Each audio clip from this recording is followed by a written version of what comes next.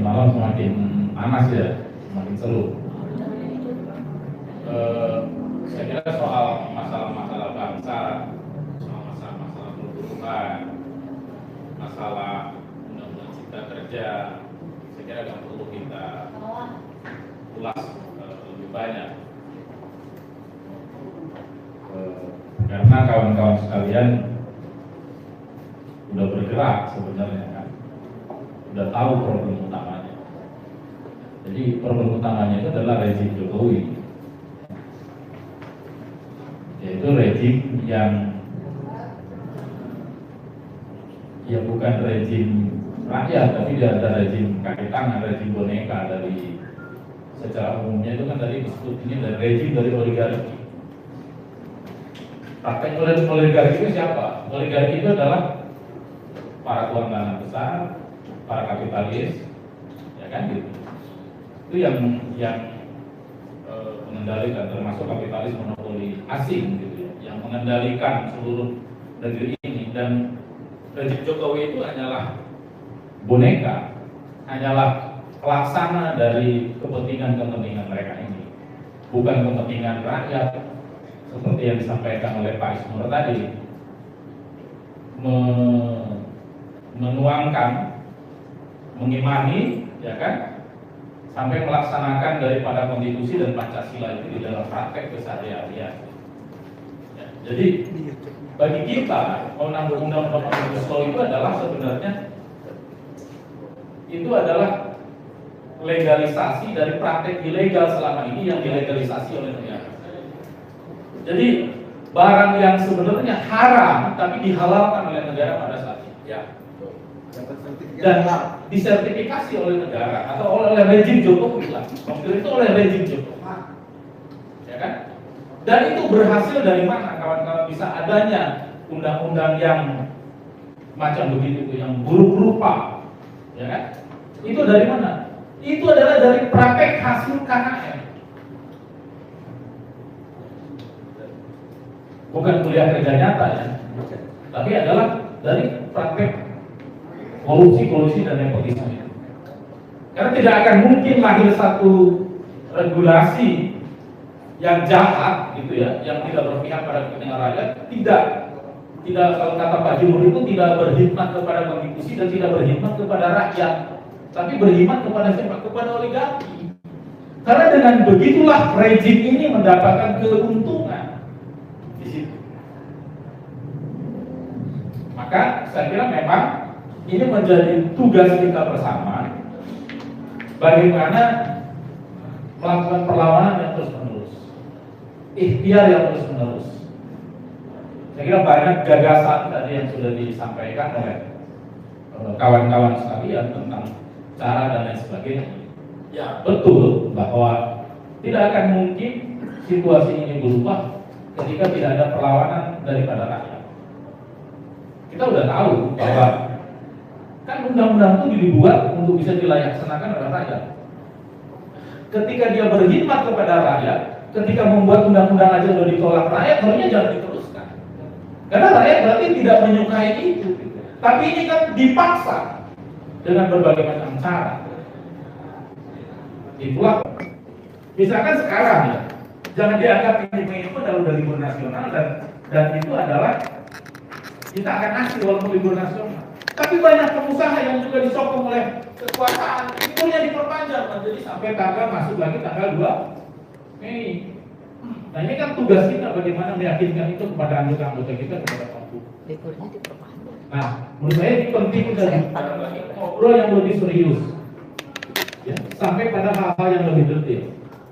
Bahkan tadi kawan-kawan Bung Jedrik di koalisi aktivis 98 ya, ada koalisinya, ada koalisi itu komunitas itu banyak organisasi ada di depan nanti. Dan gerakan buruh memang yang harus kita bisa mengkonsolidasikan semua mahasiswa biar terus bergerak, kaum buruh terus bergerak. Dan ada satu waktu kita duduk bareng tadi ngobrol gimana langkah lebih selanjutnya. Karena kalau kita mogok, ya, mogok itu adalah bagi kaum buruh risikonya sangat besar. Bagi kaum buruh itu pentingnya pendidikan. mengambil risiko yang sedikit saja teman-teman dengan melakukan aksi demonstrasi itu masih belum termobilisasi secara besar-besaran. Karena apa? Saya kira minim kita pendidikan kita, propaganda kita kepada kalangan masyarakat. Kalau di kita nggak usah ngomong lah, saya kira udah matang semua gitu. Tapi tugas kita itu adalah sekarang membangkitkan rakyat, menggerakkan rakyat, itu yang dibutuhkan oleh kita. Maka penting kita adalah berada bersama-sama dengan di tengah-tengah rakyat. Kalau kita ingin melakukan perubahan di situ.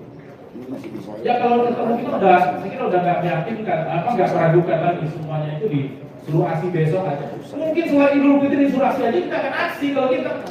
Tapi masa itu kagak. Gitu. Ya. Ini yang tantangan bagi kita saat ini gitu ya, di sekarang gitu. Betul ngomong revolusi sangat gampang, tapi tidak semudah dengan mengatakan kata-kata tentang revolusi. Bagi rejim, sebenarnya kalau kita merevolusi, kalau usah ngomong revolusi, lakukan oleh kita, tahu-tahu terjadi, dan itu yang akan nggak perlu dikabarkan di dalam mimbar-mimbar. Karena revolusi juga punya syarat-syarat. Ya saya setuju gitu. Karena dari sejak awal bukan hanya 5 tahun terakhir atau 3 tahun terakhir rejim Jokowi ini, tapi sejak awal berkuasa memang sudah tidak beres. Sejak berkuasa memang sudah, bayangin, sudah dideklar bahwa presiden itu adalah apa namanya, sebagai ininya partai, petugas partai, bayangin. Partai petugas siapa? Petugas oligarki ini. Jadi ini udah nggak beres. Memang dari sejak awal itu memang sudah nggak beres. Dia nggak pernah membaca, tapi dia kerja, dia kerja, tapi nggak tahu kerjanya buat siapa. Nah, saya kira dari sejak awal itu sudah nggak beres, bukan dari sekarang. Mana yang bisa ditunjukkan yang keberbedaan kepada rakyat? Dibaca di dalam seluruh kebijakan rejim Jokowi yang periode pertama disebut dengan paket kebijakan ekonomi jilid 1 sampai 16 dan 16 yang direvisi, ya, itu semuanya nggak ada yang mengabdi kepada rakyat, nggak ada yang beriman kepada konstitusi dan undang-undang dasar 45 itu nggak ada. Semuanya adalah demi kepentingan tuan tanah dan kapitalis monopoli internasional. Semuanya kan. Kalau teman-teman nggak percaya silakan kaji, baca. Dan saya yakin teman-teman sudah paham itu semua dari segi apa keberpihakannya dia. Nah, jadi kerusakan dan kejahatan itu sangat luar biasa. Nah, itu memang kita tahu semua situasi itu. Nah, inilah tantangannya dari kita. Dan kita harus terus berikhtiar untuk itu. Ya, saya kira jangan patah semangat, dan sekarang ini momentum saya kira untuk terus kita memanaskan situasi ini, terus bergerak. Kawan-kawan mahasiswa setiap hari sekarang ada perlawanan. Tinggal kita dorong di berbagai kota yang lain. Begitupun juga kaum buruh. Saya kira, saya setuju bulan Mei ini adalah dijadikan sebagai bulan perlawanan. Tapi kita harus setuju juga, saya kira duduk bareng ngobrolin tentang langkah konkret kita, gerakan yang lebih masifnya itu bagaimana. Dan bukan hanya soal kita setuju bulan Mei sebagai bulan perlawanan, tapi di mana mengkonkretkan perlawanan kita, apa yang kita tuju. Karena sekarang situasinya udah sangat kacau balau gitu ya.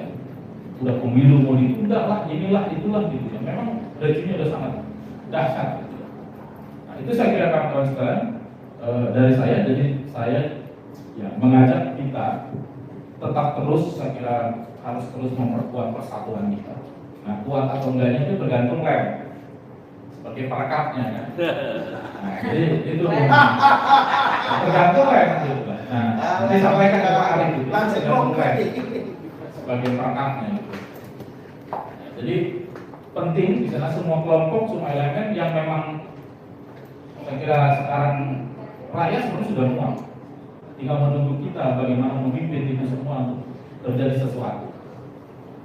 Itu saja dari saya kawan-kawan sekalian. Jadi 1 tahun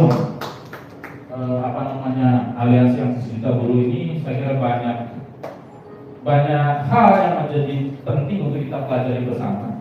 Banyak hal yang telah kita lakukan dan juga pelajaran penting untuk kita di tahun berikutnya gitu. Namanya tahun berikutnya berarti harus jauh lebih baik, ya kan? Jauh lebih baik daripada tahun-tahun yang sebelumnya. Kalau kemarin lompatnya 1, 2, 3, nah mungkin tahun besok bisa 5, 6 kali lompat. Nah, ya benar sih. Kalau tahun kemarin paling jauh kita dari Bandung, mungkin besok kita dari Jawa Timur kita bergerak. Dari Malang ya? Nah, dari Malang misalnya. Nah, kan itu jauh lebih baik. Kalau ini dari 1 juta buruh, kata Pak Isno ditujuin, kita nggak usah 2 juta buruh, 10 juta buruh mungkin besok. Itu kita dudukin di DPR dan istana. Itu aja. Terima kasih. Assalamualaikum warahmatullahi wabarakatuh. Waalaikumsalam.